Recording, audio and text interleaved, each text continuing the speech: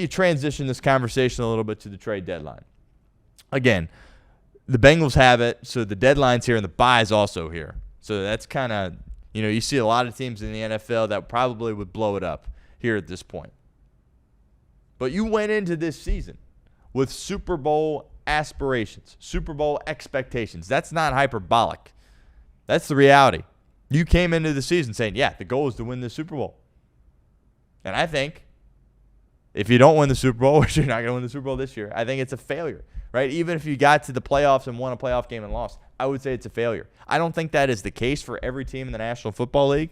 For example, if the Indianapolis Colts don't win the Super Bowl this year, I don't think it's a failure for the Indianapolis Colts. But when you have a core in place, when you've been there in the past, you have success in the postseason, and you have Joe Burrow, it's always Super Bowl or bust. And the Bengals aren't winning the Super Bowl, so this year's a bust, a complete bust. And how are you going to find ways to change that going forward? How can you make sure it's Super Bowl or bust again next year? If you fire everybody and get rid of everybody, but still have those three guys, Joe Burrow, Higgins, and Jamar Chase, I don't see how that can still be your expectation, Super Bowl or bust. So now there's decisions that need to be made at the deadline. Obviously, there's decisions that need to be made with Duke Tobin, with Zach Taylor, with Al Golden, and what you do with this roster. Trey Hendrickson made this point on off the bench. I'm not the biggest Trey Hendrickson guy. I think he's got some selfish ways about him. All right, I think there's certainly some red flags with how he carries himself, particularly in the offseason. And I get there's people out there that are questioning whether or not he is actually fully incapable of playing football right now. I understand that. Now, I'm going to lean on the side that he is actually hurt and can't go out there and help this team, despite the fact he's on a one-year deal, just because Trey Hendrickson's a football guy.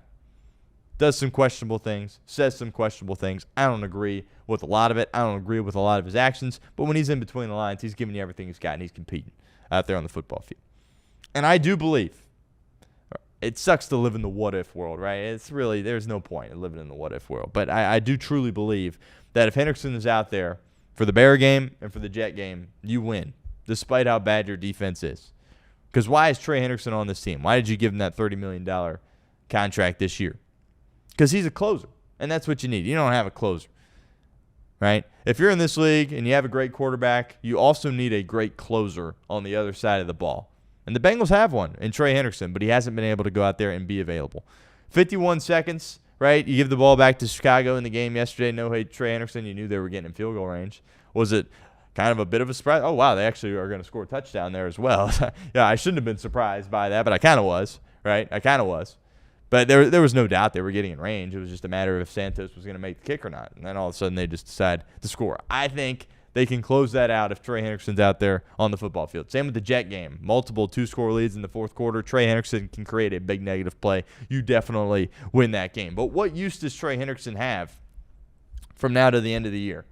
The only thing he's going to do is potentially get you a little bit worse of a draft pick because you're not making the playoffs here at this point. You're not. Right? Joe Burrow, I mean, maybe he comes back because he wants to come back and get some reps before the 2026 season. We can have that conversation later in the week. But he's not going to be back in a situation where they're playing meaningful football games, right?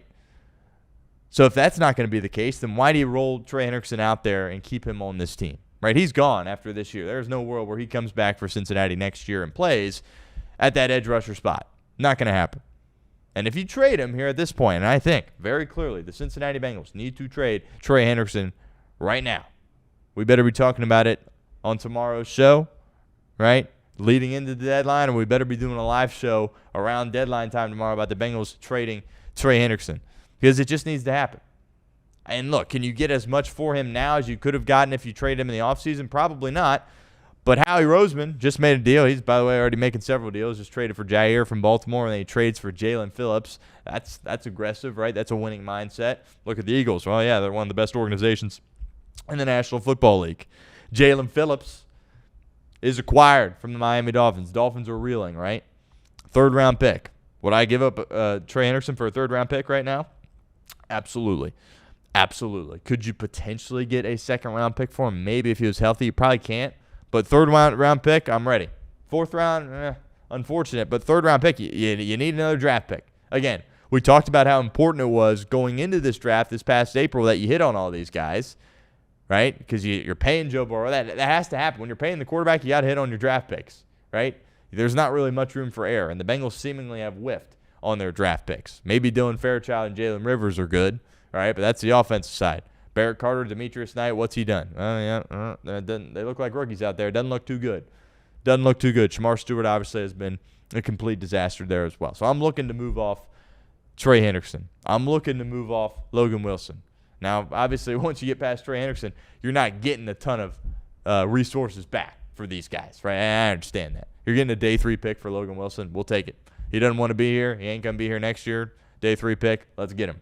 Cam Taylor-Britt, same thing. Not getting much for him. Probably get a 7th-round pick for him. We'll take it at this point. See ya, Cam Taylor-Britt. Those, I think, moves absolutely have to happen. By the deadline, Hendrickson needs to be gone and Logan Wilson needs to be gone. And I appreciate those guys, and I appreciate what they've given to this team. But what are they going to do for you at this point? The playoffs that's not something that's going to happen, and you need to start stockpiling your draft picks a little bit here at this point. You have to move off Trey Hendrickson, and you have to move off Logan Wilson. I'd move off CTB as well. Can you get a pick for him? I don't know. We'll see. But I would move off him additionally. Stockpile those picks, right? Right? And then you move off the guy that's making the decisions. Now, do you fire Duke Tobin here mid-season? I don't know, right? Obviously, the Dolphins just did that with their GM, Chris Greer. And, of course, the guy that steps in as the GM just made this deal with Howie Roseman and the Eagles. Does that happen now for Cincinnati? Can you fire Duke Tobin and then put somebody else in to make a trade? I mean, that's not going to happen. I mean, the deadline's tomorrow, right? So Duke Tobin's probably going to be pulling the strings here, making these moves. But I just don't see how you can stockpile these draft picks and then say, all right, we'll trust Duke Tobin again to make these picks and make them correctly. There's got to be an executive in this league, an up-and-coming guy that's either with the Rams or the Eagles, right? Maybe the Bills or the Chiefs, where you bring him in here and he's just raring to be a GM, and we'll see if you give him a GM title, if he's just the director of player personnel again. But you got to get a new voice in here. You got to get a new mind in here, and he's got to, make some better decisions. Because, again, tons of people are to blame. But you can't sit there and tell me that there is a coach, right? You can't put Andy Reid as the head coach of this team and he'll fix the defense. Would he be a little bit better defensively than Zach Taylor is? Maybe, right? But let's be very clear here. Spags is running that show defensively. We just talked about Zach Taylor and how all his time is towards play calling and the quarterback and the offense. Very similar with Andy Reid, but he's got Spags, and he trusts Spags to go out there and execute at a high level for their defense. There's not a coach that's going to come in here and fix this defense, right? You saw it with the Chargers a couple of years ago, right? The Chargers, that defense was bad, but you're looking around that unit going, they shouldn't be that bad. Then you bring in a coach, and Harbaugh cleans it up immediately, the defense, right? You're not in a position like that for Cincinnati. It's very clear. I don't care what scheme you bring. I don't care how alpha you are in the meeting room. You're not going to change rolling these same guys out there. And that's why I'm a little bit hesitant to fully blame Zach Taylor, because he's just working with what he's got. And what he's got defensively ain't good. Ain't good at all. Absolutely is not good at all. So I'm moving off Logan Wilson. I'm moving off Trey Hendrickson. If you can move off CTB, I'm moving off him too, and I'm trying to stockpile these picks, right?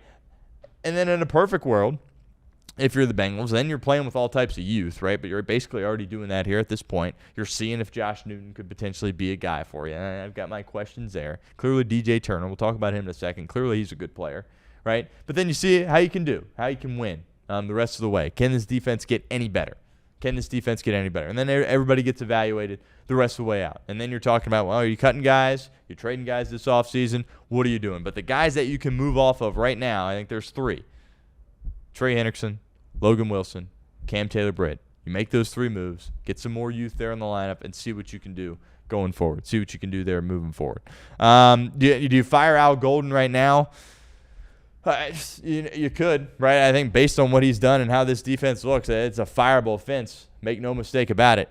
We'll see if ultimately he's given another chance to finish out the year or potentially come back. But I don't know. But then you're sitting there, it's like, well, you keep firing these defensive coordinators. And it's like, well, do you keep your head coach? Does Zach need to be fired there as well? So I don't know. But Al Golden clearly isn't working. And, maybe he'll go take the Penn State job and you try to bring in somebody else. But, again, I don't think you can sit here and bang on Al Golden and Zach Taylor all you want. But look at these guys on the field. Just watch, right? We gave you all the stats from Paul Dehner Jr. to start. Historically bad, hilariously bad defense, right? I mean, it doesn't look professional. It doesn't look close, right? No athleticism, no speed, no toughness, not enough size. Can't get guys on the ground. Can't create turnovers. No leadership. Like, it's just not close. It's not close. And there's not a coach that you can bring in here. You can't bring Spags in here from Kansas City. He's not going to fix this. Nobody is going to fix this. You need new players and different players out on the field. That's the only way this thing gets cleaned up, ever, is if you get some new guys out on the field.